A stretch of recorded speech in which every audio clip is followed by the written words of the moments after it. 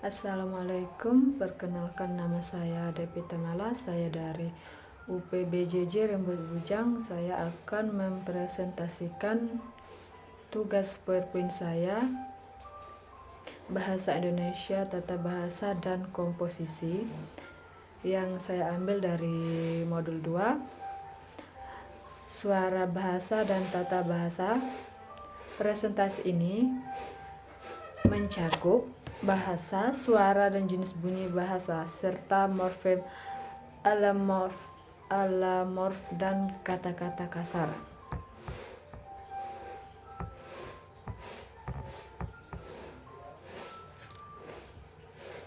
Konsep tata bahasa suara dan jenis suara bahasa. 1. Pengucapan vokal melibatkan mendorong lidah depan dan menghembuskan udara keluar. 2. Bahasa Indonesia memiliki 28 unit suara yang disebut fonem. 3. Ada 6 fonem vokal dan 22 fonem konsonan.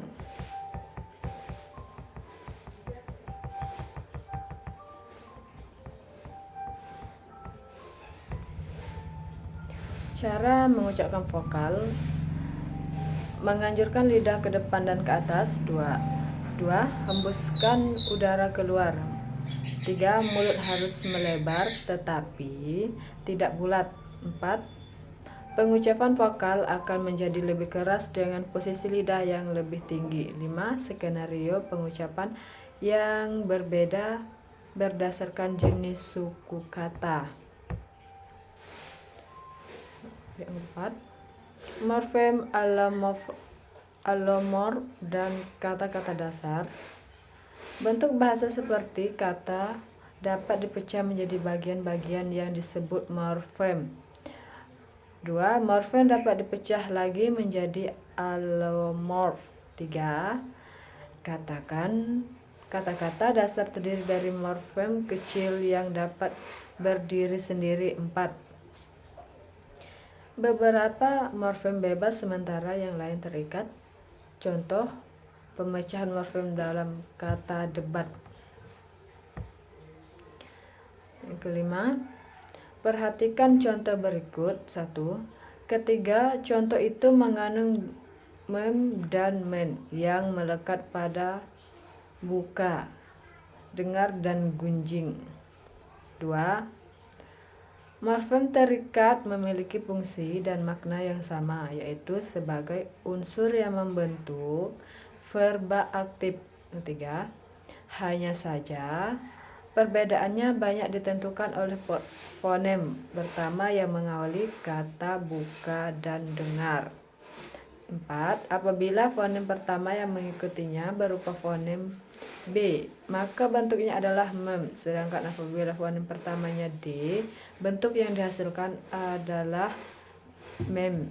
5. Keanggotaan dalam satu morfem yang meskipun wujudnya berbeda tetapi memiliki fungsi dan makna yang sama disebut alomorf. Bentuk: membuka, mendengar, mempergunjingkan.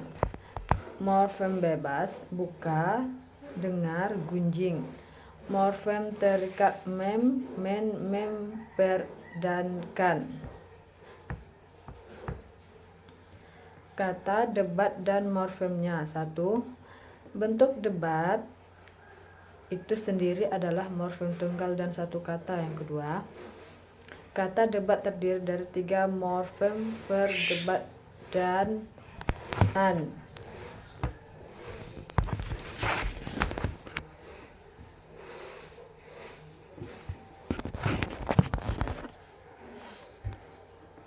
Suara dan aspek bahasa. Presentasi ini membahas bunyi-bunyi yang dihasilkan oleh alat bicara manusia, vokal dan konsonan, diftong, gugus konsonan, fonem dan grafem, fonem segmental dan suprasegmental, serta suku kata dalam bahasa Indonesia. Suara yang dihasilkan alat bicara manusia. 1. Proses pembentukan bunyi bahasa dimulai dari memanfaatkan pernapasan sebagai sumber energinya. 2. Sumber daya perangkat ucapan yang menghasilkan getaran dan rongga pengubah terlibat dalam pembentukan suara bahasa.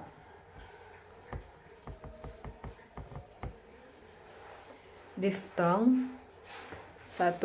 Bunyi au dan ai dalam kata daun dan bermain bukanlah diftong karena mereka membentuk suku kata mereka sendiri. Diftong adalah vokal yang berubah kualitasnya pada saat pengucapan. 3. Sistem penulisan diftong biasanya dilambangkan dengan dua vokal yang tidak dapat dipisahkan.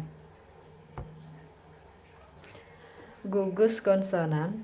Gugus konsonan adalah deretan dua atau lebih konsonan yang memiliki suku kata yang sama. Contoh gugus konsonan termasuk PR dalam praksis, V dalam plastik, IR dalam sastra, dan STR dalam struktur.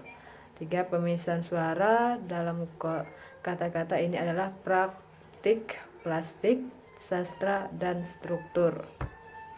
Terima kasih atas waktu dan perhatiannya. Sekian presentasi tugas berpoin saya ucapkan terima kasih. Assalamualaikum warahmatullahi wabarakatuh.